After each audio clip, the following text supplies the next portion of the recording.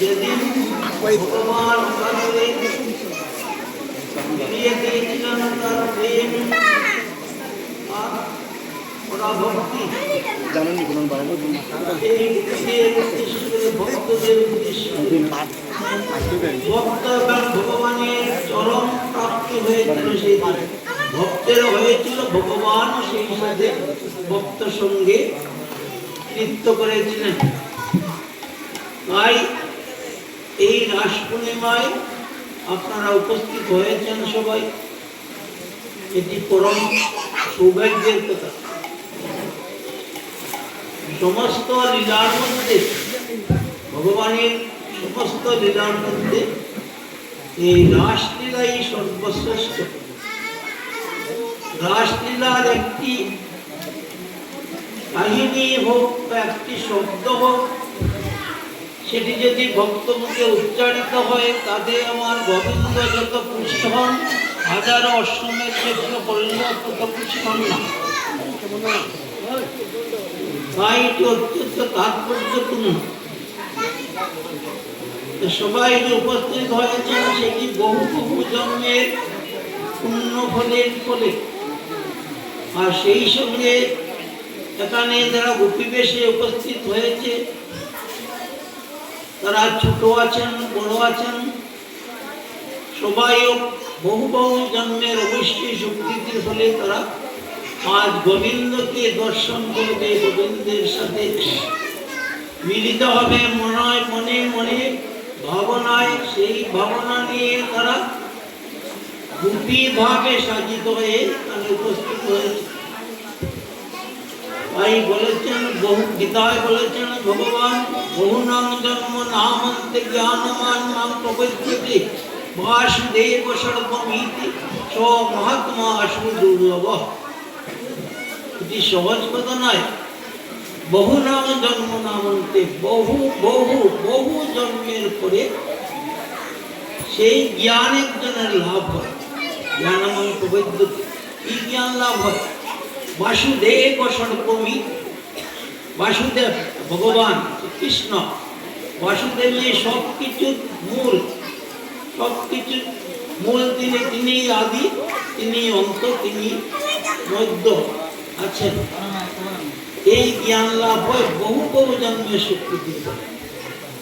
আর সেই বলতে সেই মহাত্মা সুদুর্লভ। এই জ্ঞানটি যার হয় তিনি মহাত্মা, মহান আত্মা, যার হচ্ছে সমাজবান, সেই মহাত্মা দুর্লভ বলেন নাই, বলেছেন আরো বেশি সুদুর্লভ, যে খুব কচ্ছিত হয়ে থাকে।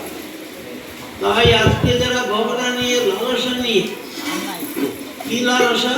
ভাগবত কথা শ্রবণ করবেন। ভাগবত কথা হচ্ছে কৃষ্ণ কথা, ভগবত কথা, ভগবানের কথা, সেই সঙ্গে ভক্তের কথা, সেই সঙ্গে ভগবান এবং ভক্তের কথা।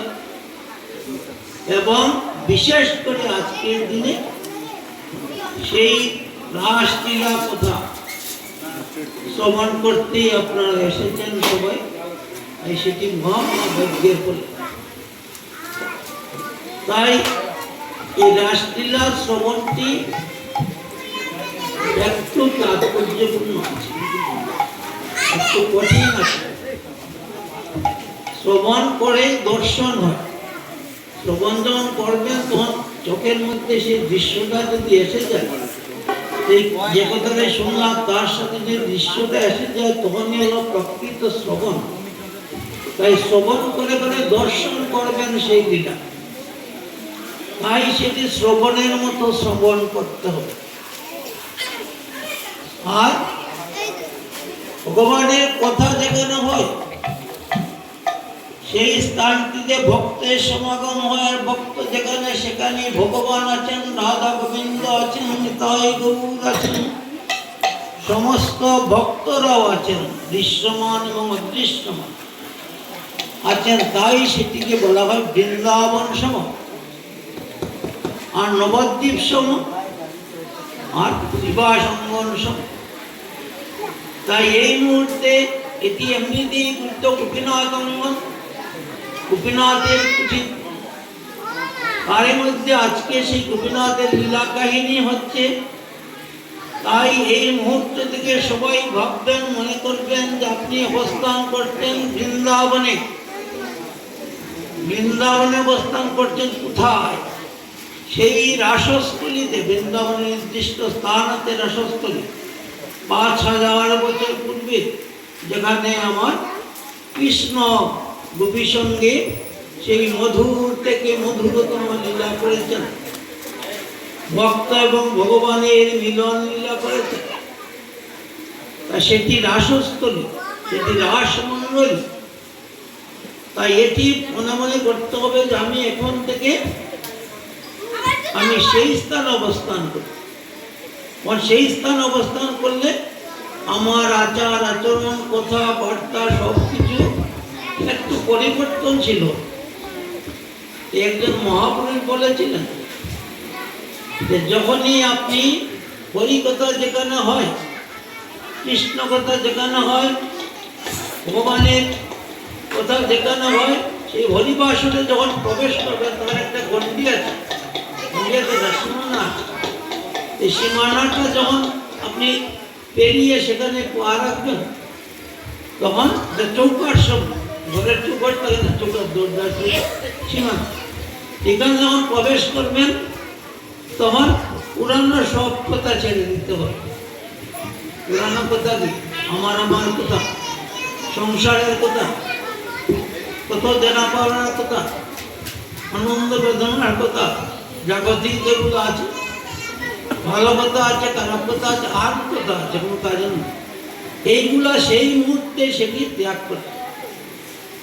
যে এই যতক্ষণ আমি এখানে আছি, বৃন্দাবনে আছি, মহিবাসনে আছি, ততক্ষণ সেদিকে কোনো ভ্রুক্ষেপ নেই। পাড়া দেওয়া মাত্রই সেটি আপনি বৃন্দাবনে আসতেন, তখন বৃন্দাবনের কথা চিন্তা করবেন, রাধা গোপীনাথের কথা চিন্তা করবেন, রাধা গোবিন্দের কথা চিন্তা করবেন। সেই চিন্তা করে করেই যদি আপনি শ্রবণ করেন তখন সেই দৃশ্য চোখের মধ্যে ভেসে উঠবে, তখনই সেই শ্রবণটা হবে সার্থক। যেটি শ্রীমদ্ ভাগবত বলেছেন শ্রবণ মঙ্গলম, শ্রবণ করলেই মঙ্গল হয়। ভাগবত কথা, কৃষ্ণ কথা আর কিছুই করতে হয়, শ্রবণের মতোই শ্রবণ করেন, তাতেই মঙ্গল। তাই এখন থেকে সবাই সেটি ভাবে, সেইভাবে ধ্যান থাকবেন। ধ্যান কি? ধ্যান কি?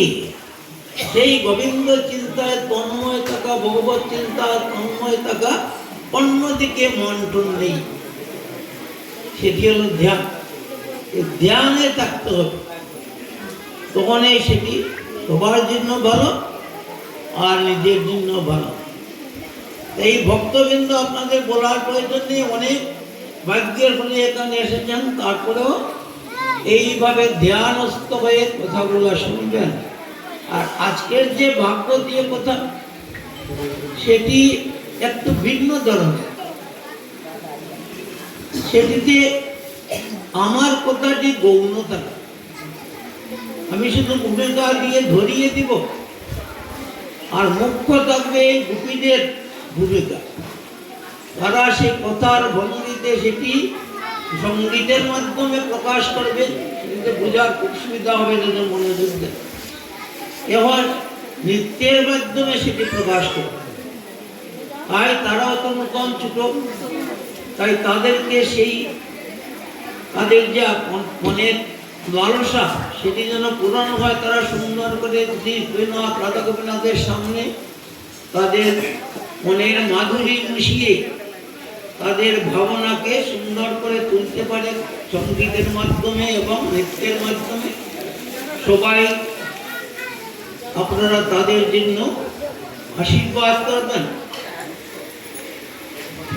তাই আজকের যে এখনের যে অনুষ্ঠানটি সেটি সূচনা হবে, শুভারম্ভ হবে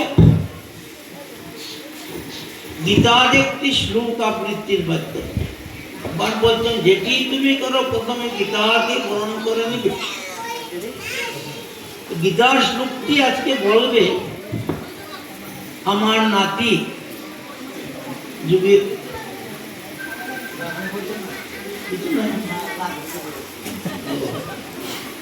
যাই হোক, তাহলে আমি একটি শ্লোক আবৃত্তি করে গীতাকে বরণ করে তারপরে ভাগবত দিয়ে কোথায় আমরা যাব। জয় গুরু, জয় গুরু, জয় গুরু। ওম গুরবে গৌরচন্দ্রায় রাধিকায় তদালয়ে অখণ্ডমণ্ডলাকারং ব্যক্তং যেন গুরু ব্রহ্মা গুরু বিষ্ণু গুরুদেব মহেশ্বর গুরুরেব পরম ব্রহ্ম তস্मै শ্রী গুরবে নমঃ।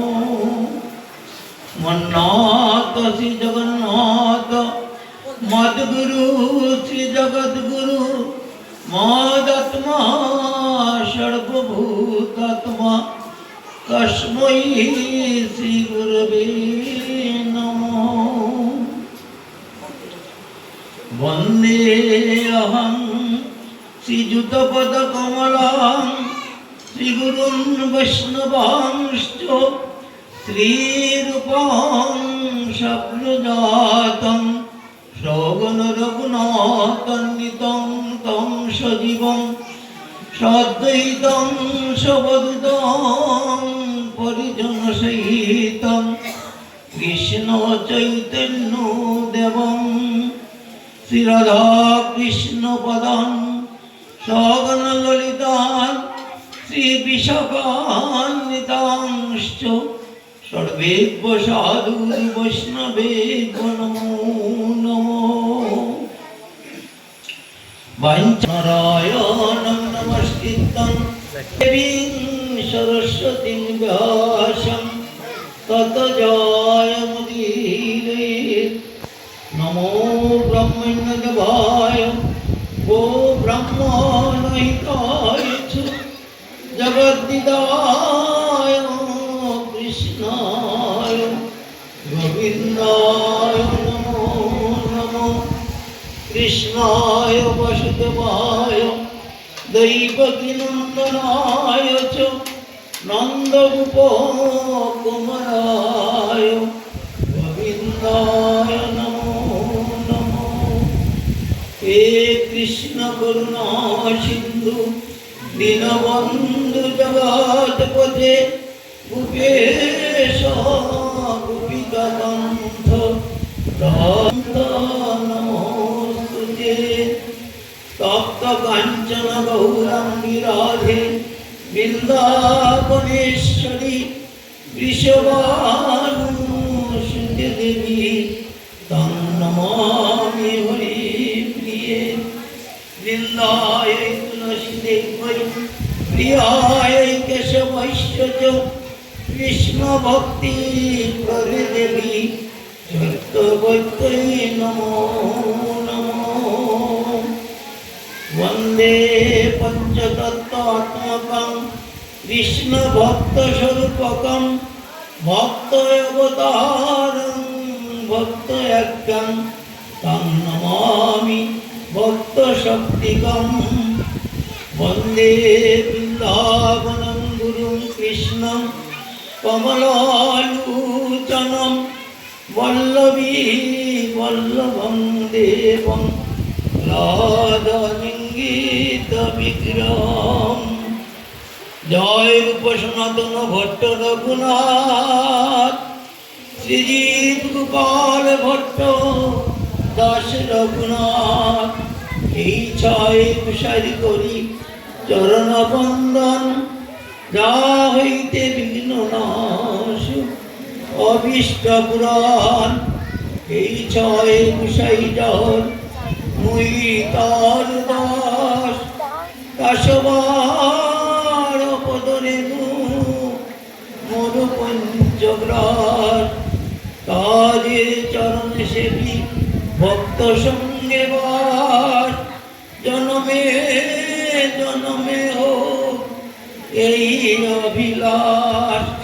কোটি জন্ম করি আশা চরণের দাস গণির আপমরে আপমান বলি জয় তুলসী ঠাকুর বাণী জয় তুলসী ঠাকুর বাণী জয় ঠাকুর বাণী জয় ঠাকুর বাণী জয় ঠাকুর বাণী জয় জয় প্রেমন্মাদং সদানন্দন সংকীর্তন পরায়ণম আর্যশীলম দ্বিজশ্রেষ্ঠম ভাগীনাথনমায়ুমহম প্রেমানন্দে হরি হরি হরি শ্রী শ্রী ঠাকুর বাণী বৈষ্ণব রায় গুরুদেব শরী হরে কৃষ্ণ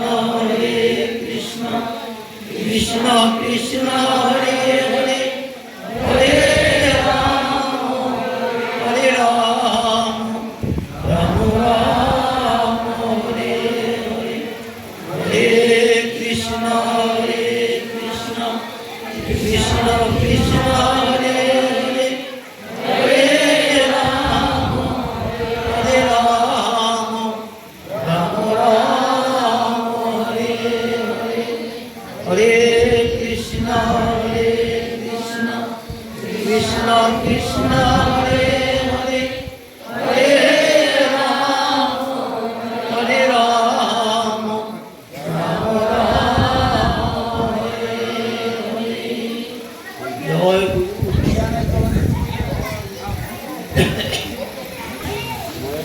জয়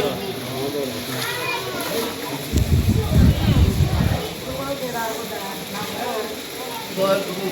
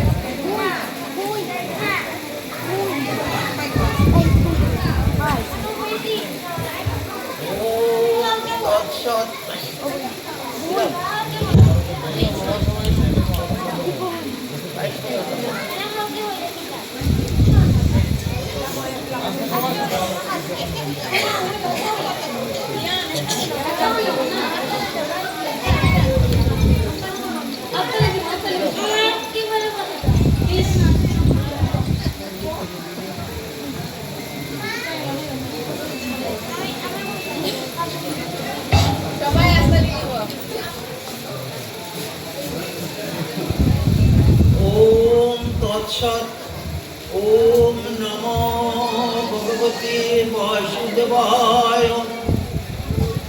श्रीमद् भगवद गीता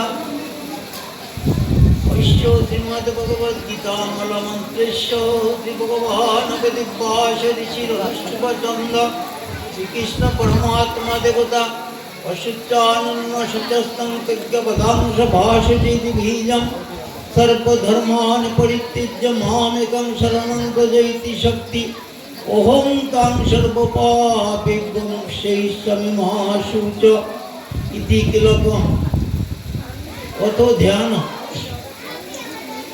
আমরা শ্রীমদ্ ভগবদ গীতার একটি শ্লোক আবৃত্তি করে শ্রীমদ্ ভাগবতে প্রবেশ করব। এই মঙ্গলাচরণের একটি সুন্দর শ্লোক আছে, সেই শ্লোকটি শুধু মুখং করতি বাচালং পঙ্গুং লঙ্ঘয়তে গিরিম যৎকৃপাতমহং বন্দে পরমানন্দ মাধবম। বলছেন মুখং করতি বাচালং, মুখ যে কথা বলতে পারে না বুবা, সেও অনর্গল কথা বলতে পারে। পঙ্গুং লঙ্ঘয়তে গিরিম, যে হাঁটতে পারে না বুড়া, সেও গিরি লঙ্ঘন করতে পারে, হাঁটতে পারে, একেবারে পাড়ের উপরে উঠে যেতে পারে। কেন সেটি হলো? সেটি তো অসম্ভব ব্যাপার, কিন্তু অসম্ভবকে সম্ভব করে যার কৃপা, তিনি হচ্ছেন পরমানন্দ মাধব। তিনি শ্রীকৃষ্ণ, তিনি গোবিন্দ, তিনি স্বয়ং ভগবান।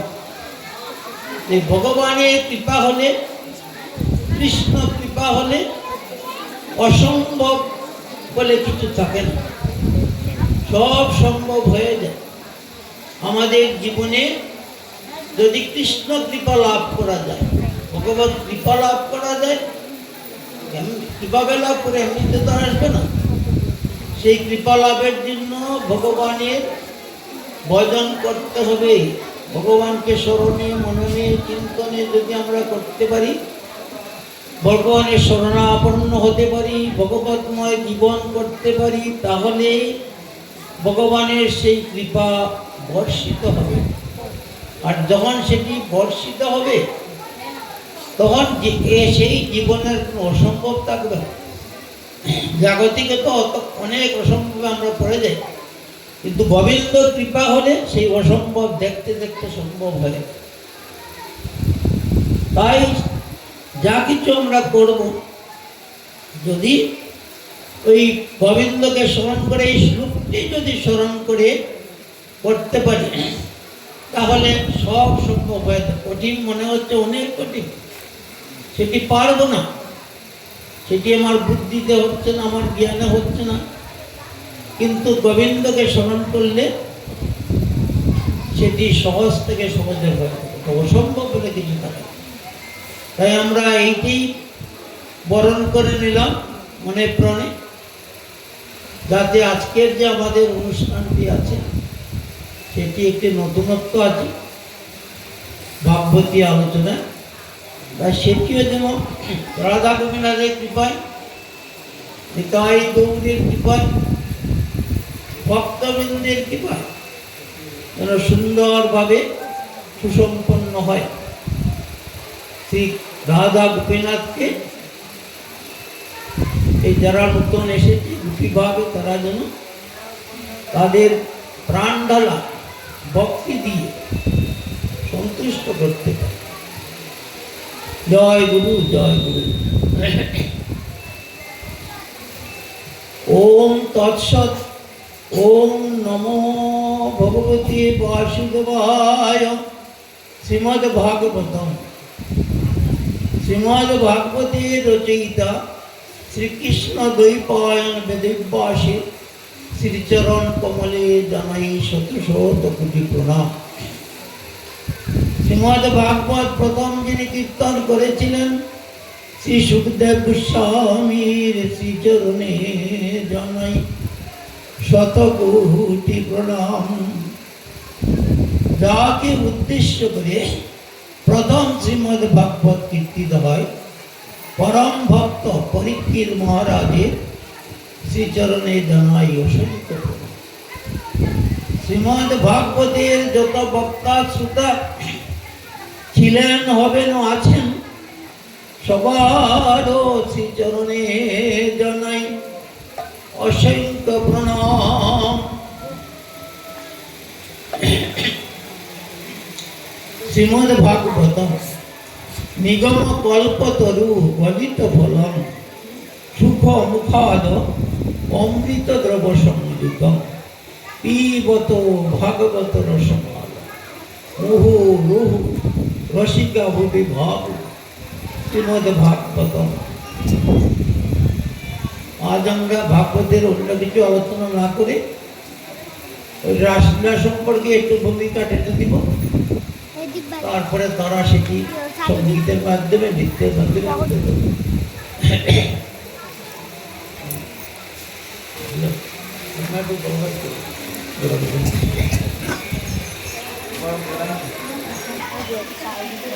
যেদিন ভগবান ভক্ত সঙ্গে মিলিত হয়েছিল পরমভাব, গোবিন্দ দাপর দিকে অবতীর্ণ হয়েছেন ভগবান শ্রীকৃষ্ণ। ব্রজধামে তিনি বাল্যলীলা করছেন, শিশু থেকে বাল্যলীলা করছেন। তিনটি ভাগে কৃষ্ণের লীলা বর্ণিত হয়েছে। শ্রীমদ্ ভাগবত বলেছে বাৎসল্য লীলা, বাল্যকালে যে লীলা করে শিশু থেকে ধরে বাল্যকালে 11 বছর বয়স পর্যন্ত শিশু ধরা হয়, কোনো ধরা হয়, তখন যে লীলা করেছেন সেটি বাৎসল্য রসের লীলা। বাৎসল্য রসের যে লীলা সেটি ব্রজধামে, সেটি মাধুর্যমণ্ডিত, সেটি শিশু সুলভ লীলা করেছেন। ভগবত্তার প্রকাশ হয়েছে, বাহ্যিক প্রকাশ। ভগবান কি অনন্ত অসীম, তিনি বিরাট, তিনি সর্বশক্তিমান, তিনি সমস্ত কিছুর আধার, রূপের আধার, গুণের আধার, তার উপরে আর কেহ নেই, আর তুল্য কেহ নেই। সেই ভগবান বক্তব্য জীব তোমরা এতদিন জেনেছ বেদ উপনিষদ দিয়ে অন্যান্য গ্রন্থ হয়, নানান অনুষ্ঠান করতে হয়, যজ্ঞ করতে হয়, তারপরে আমার কাছে যাওয়া যাবে না। যদি আমি সন্তুষ্ট হয়ে দূর থেকে বর দেই, এই সমস্ত কথা শুনেছি। কিন্তু এখন শুনো, ভাগবত সেটি বলছেন, ভাগবত বলছেন কি ভগবানের কথাটি ভাগবত বলছেন। তাই ভাগবতকে বলা হয় ভগবানের শ্রীকৃষ্ণের বাংময়ী মূর্তি। বন্ধু হিসেবে যাও, তাহলে তিনি বন্ধু হয়ে যাবেন। তুমি যদি তুমি শান্ত হিসেবে চাও, তিনি তাও হয়ে যাবেন। এই করে রাখেন, বাইরে প্রকাশ হতে দেন না। তিনি হচ্ছেন ভগবানের অনন্ত শক্তির মধ্যে, বিশেষ করে 3টি শক্তির মধ্যে একটি শক্তি যুগমায়া শক্তি, আরো 2টি প্রধান শক্তি হচ্ছে মহামায়া আর লাভিনী শক্তি, আর আরো অনন্ত শক্তি শক্তি। এই যুগমায়া ভগবান যখন অবতীর্ণ হন, নররূপে হন বা যেভাবে হন, যখন লীলা করবেন, লীলার সহায়তা করেন যুগমায়া। সহায়তা কি একটি কাজ করে করতে হয়। এই যে আজকে আপনারা এসেছেন, সেখানে গোবিন্দ কৃষ্ণ কথা হচ্ছে, তার জন্য অনেক প্রস্তুতি হয়েছে, এই প্রস্তুতি করতে হয়। এই কাজটি হলো যুগমায়া। তাই তিনি সময় সময় ভগবানের ভগবত্তা প্রকাশ করেন। কিন্তু যখন ভগবান হয়ে যান, বাইরের দিকে না, অন্তরে হন, আবার তিনি কাজ শেষ হলে সেটি আচ্ছাদন করে রাখেন। এটি হচ্ছে যুগমায়ার কাজ। তাই আমরা দেখি কি গোবিন্দ 10 দিন যখন বয়স, তখনই পুতনার একটু শিখে স্তন পান করতে করতে বধ করে, তাহলে তিনি সেটি পুড়িয়ে দেন, মনোবাঞ্ছা পূরণ করেন। তাই তিনি হচ্ছে বাঞ্ছা পূরণ করেন। ব্রজবাসী তার গুণ শ্রবণ করে তারা শ্রীকৃষ্ণের প্রতি আকৃষ্ট হয়ে যায়। কার মুখে শ্রবণ করেন? গুরু মুখে। কৃষ্ণ কথা গুরু মুখে শ্রবণ করতে হয়। গুরুই প্রথম কৃষ্ণের সাথে, রাধা গোবিন্দের সাথে সম্পর্ক স্থাপন করে দেন। সেখানে গুরুকে, তাদের আবার গুরুকে, হ্যাঁ গুরু আছেন, তিনি হচ্ছেন নারদ মুনি, দেবর্ষি নারদ। এই নারদ এই কুমারের দিকে মধ্য মধ্যে, ব্রজবাসীর দিকে মধ্য মধ্যে সেই কৃষ্ণের গুণগান কীর্তন করে শোনাতেন। তার রূপের বর্ণনা দিতেন, গুণের বর্ণনা দিতেন। এইগুলা শুনতে শুনতে এই কুমারীদের কোমল মন সেই গোবিন্দের প্রতি আকৃষ্ট হয়ে যায়। তাই তাদের ধীরে ধীরে সেই যে অঙ্কুরিত হয়, সেটি বৃদ্ধি পেতে পেতে মনে তখন লালসা হয়, বাসনা যোগী, যে সেই কৃষ্ণকে যদি আমরা সেবা করতে পারতাম, সেই কৃষ্ণর অনুগত যদি হতে পারতাম, সেই কৃষ্ণের দাসী যদি হতে পারতাম, এই বাসনা জাগে। তখন তারা এই গুরুরই শরণাপন্ন নারদের, আমরা কি করবো, এইভাবে আমাদের মন পরিবর্তন হয়ে কিভাবে হলো সেটিও বেঁচে আমাদের হয়ে গিয়েছে। কি করলে আমরা কৃষ্ণ দর্শন পাবো, কৃষ্ণ স্পর্শন পাবো?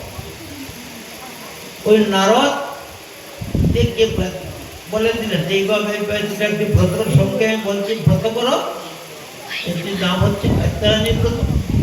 কাত্যায়নী দেবী হচ্ছেন মহামায়া, বিভিন্ন নামে আছেন, দুর্গা নামে আছেন, পার্বতী নামে আছেন, এই কাত্যায়নী নামে বৃন্দাবনে আছেন। ওই কাত্যায়নী ব্রত করো, যে ভগবানের শক্তি করো। কাত্যায়নী প্রসন্ন হলে তোমাদেরকে বর দিবেন, বর দেবে, বর দিলে অবশ্যই তোমাদের কৃষ্ণ প্রাপ্তি হবে। করতে কি ত্যাগ করতে হয়?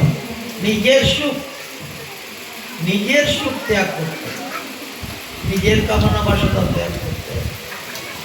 ভাই কুমারীরা অতি কষ্টে খুব ঘুরে উঠে যমুনা স্নান করতেন, করে দেবর্ষী নারদ যেভাবে দেখিয়েছেন তিনি পৌরোহিত্য করেন, সেই কাত্যায়নী ব্রত করতেন। 1 মাস করেছেন, করে ওরা কাত্যায়নী দেবী সন্তুষ্ট, সন্তুষ্টের দর্শন দিয়ে বলেন তোমরা কি বর চাও। তখন তারা তাদের সেই মনের কথা বলতে, আমরা তো আর কিছুই চাই না, ধন চাই না, সম্পদ চাই না, কিছুই চাই না, আমরা কিন্তু আমাদের মনের মধ্যে যে রূপ, অন্তরের মধ্যে যে রূপটি বিরাজ করছে, সেই কৃষ্ণ রূপ বিরাজ করছে, আমরা সেই কৃষ্ণকে দর্শন করতে চাই, কৃষ্ণর সঙ্গে মিলিত হতে চাই।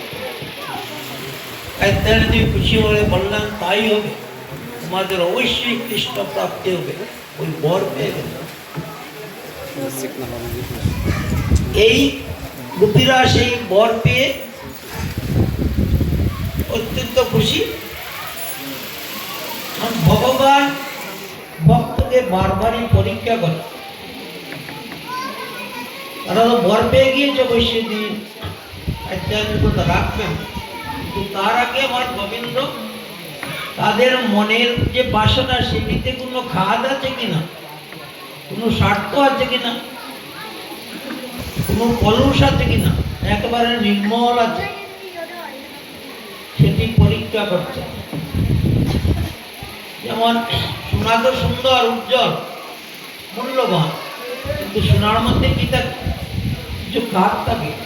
স্বর্ণকার কি করেন? আপনি সোনা দিলেন, সোনাটিকে পুড়িয়ে দিবেন আগুনের মধ্যে, পুড়িয়ে দিলে কি হয়? অন্যগুলা চলে যায়, ময়লা টোলা গিয়ে তখন সোনা খাঁটি হয়ে যায়, খাদ থাকে না, তখন তার খাঁটিত্ব আসে, উজ্জ্বলতা আসে, নিষ্কলুষতা আসে, পবিত্রতা আসে। তাই ভগবান এই কুমারীদের পরীক্ষা নিলেন, সেটি হলো বস্ত্রহরণ লীলা। বস্ত্রহরণ করে তাদেরকে, তাদের যে দোষ ছিল কিছু, সেটি শুকিয়ে নিলেন, তখন তারা পবিত্র হইলেন। তখন বলেছিলেন সেই বস্ত্রহরণের দিনে, তোমাদের তুমি প্রসন্ন হয়েছি, তোমরা নিষ্কলুষ হয়েছ, তোমাদের মনোবাসনা পূরণ হবে, তবে আজকে না, 1 বছর পরে আমি তোমাদেরকে ডাকবো, তোমাদের মনোবাসনা পূরণ হবে। সেই দিন থেকে গোপীরা ব্রত নিয়েছেন, যার যার বিয়ে তো চলে গিয়েছে, কিন্তু ব্রত নিয়েছেন যে 1 বছর আমরা রান কথা শুনবো না, বাজে কথা শুনবো না, বাজে কাজ করবো না, সৎ কাজ করবো, সৎভাবে চলবো, শুধু কৃষ্ণ চিন্তা করবো, স্মরণে মননে শয়নে স্বপনে সব সময় কৃষ্ণ ভাবনা করব। যে রূপটি একবার দেখেছেন, আগে তো অন্তরে অন্তরে অনুভূত ছিল, এখন দেখেছেন কৃষ্ণ রূপ সাক্ষাৎ, সে রূপটাকে অন্তরে দেখে 1 বছর ব্যাপী গোপীরা সেই ব্রতে আছেন, কাজ করছেন, গৃহ কাজ, যার যার কাজ, ছোট যারা তারা পড়াশোনা করছেন, সত্য শিক্ষা শিখছেন, বড়দের তারা গৃহস্থ কাজ করছেন, কিন্তু মন আছে সেই রূপের দিকে। আর কিসের দিকে? ভগবান বলেছেন আমি তোমাদেরকে ডাকবো। কিভাবে ডাকবো জানো? গোবিন্দ কিন্তু ডাকতেন বাঁশির সুরে, তাই তিনি মুরলীধর, সেই মুরলী বাঁশির সুরে সব কিছু করতেন। বুঝতে যেতেন, বৎস কাকিদের ডাকতেন বাঁশির সুরে, তা চলে আসত। বলেছেন আমি বাঁশির সুরে তোমাদেরকে ডাক। তখন থেকে প্রজাপতিদের দুটি কাজ ছিল।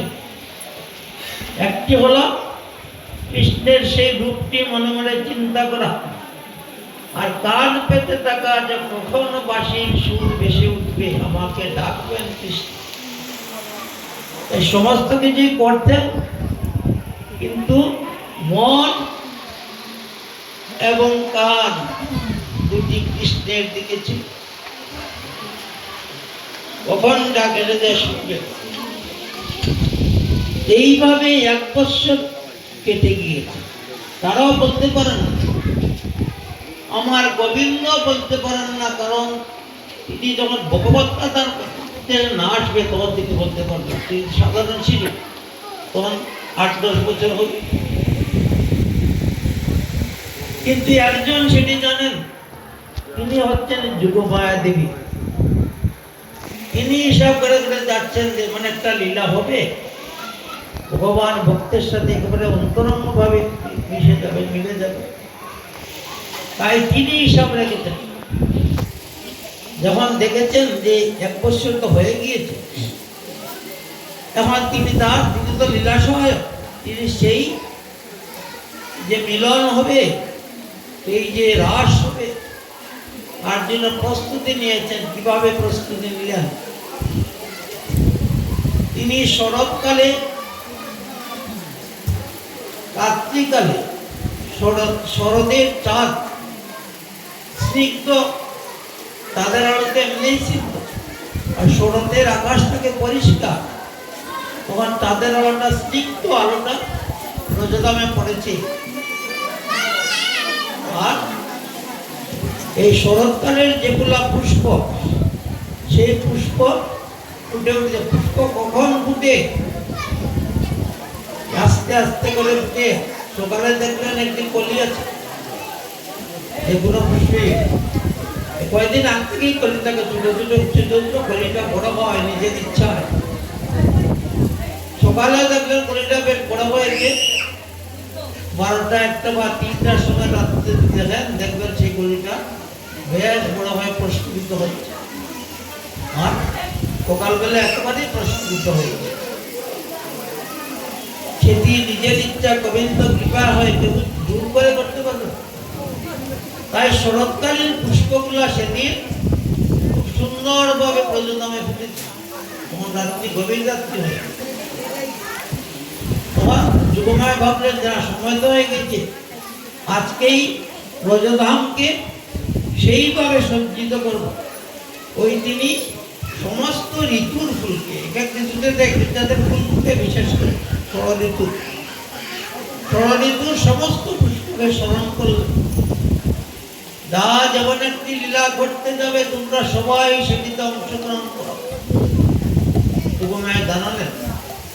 তাই ষড়ঋতুর ফুল যেটি এরুতিতে তার কথা নয়, সমস্ত ফুল আনন্দের সাথে কৃষ্ণের লীলা সহায়ক হবেন বলে, কৃষ্ণ দর্শন হবে বলে সমস্ত ফুল সেই রাত্রে প্রস্ফুটিত হয়ে গিয়েছে।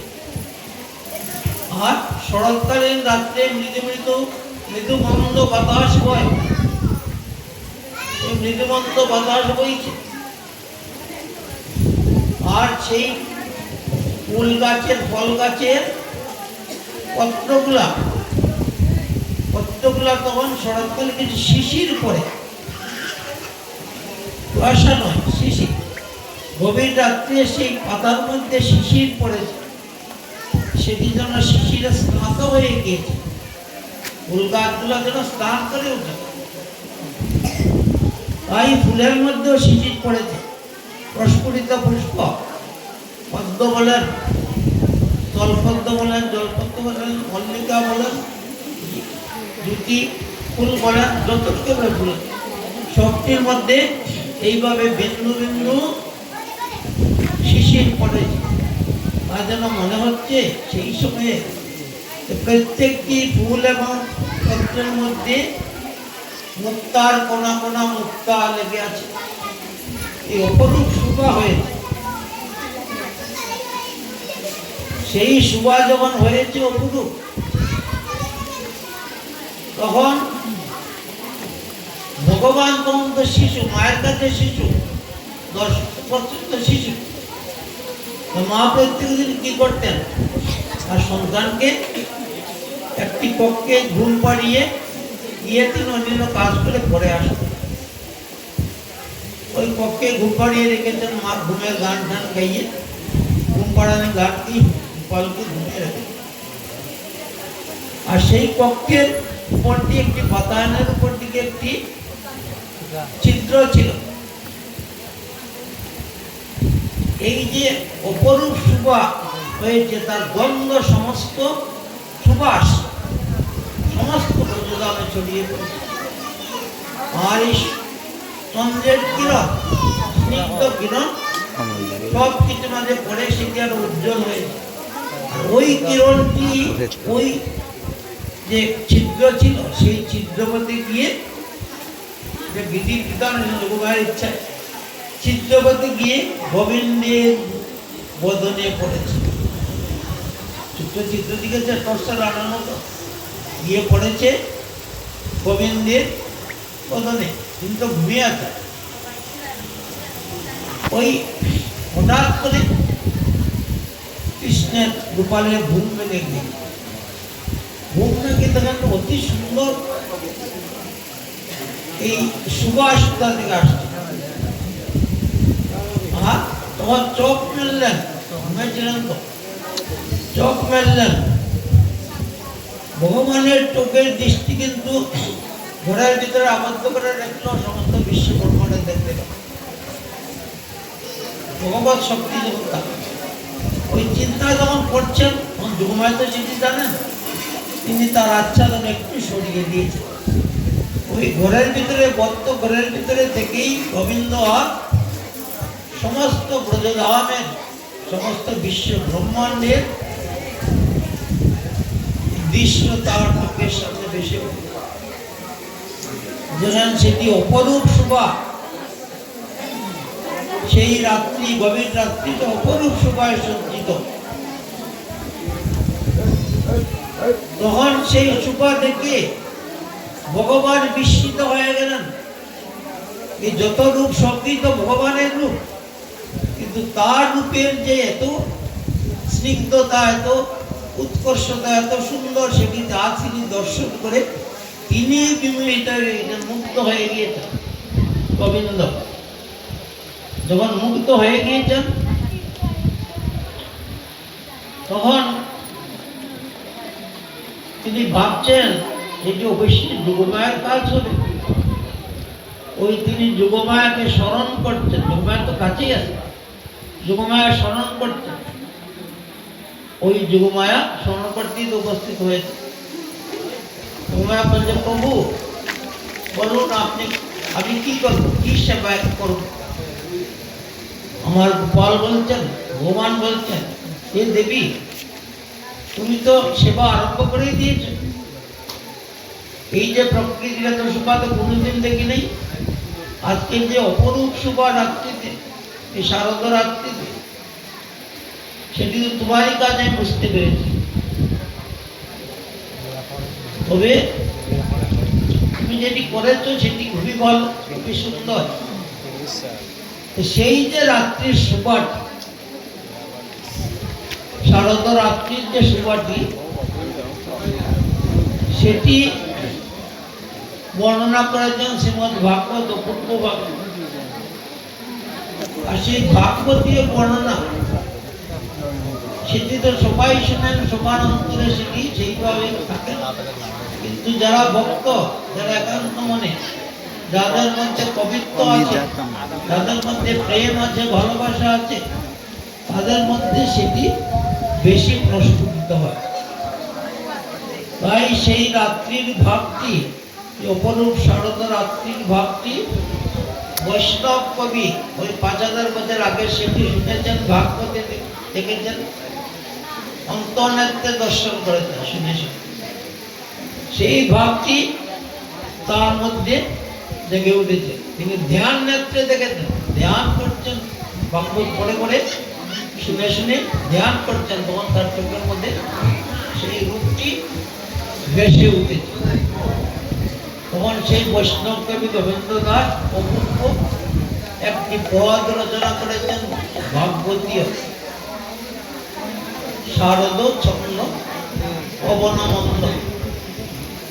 সংস্কৃত ভাষায় অন্যান্য শ্লোক আছে, কিন্তু বাংলা ভাষা গোবিন্দাস বাঙালি, বাংলা ভাষায় সেটি রচনা করেছেন।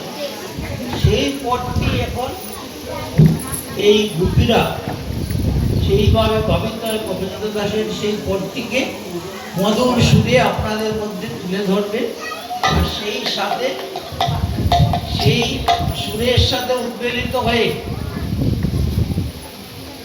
নৃত্যকারী তিনি আবারও বইতা সেই নৃত্য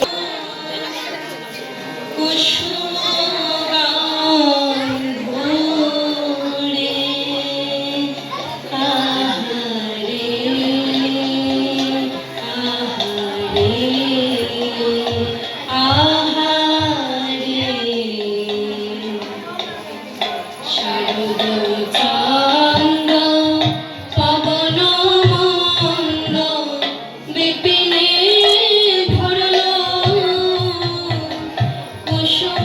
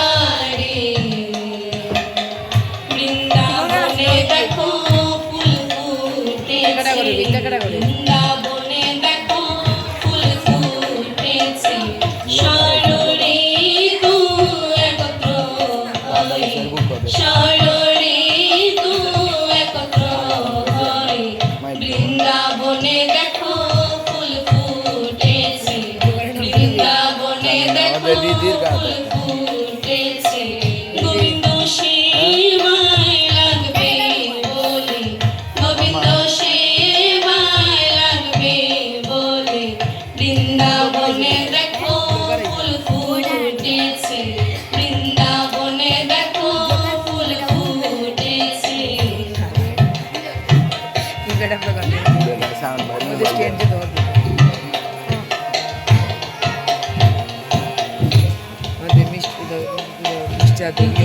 বেলো সখিন মেলি কেহু কাহুকু পতনা হেরি রে আহারে আহারে আহারে হইছে মিলন গোকুল চন্দ্র দেখো হইছে মিলন গোকুল চন্দ্র গোবিন্দ দাস গায়নী গোবিন্দ দাস গায়নী আহারে আহারে আহারে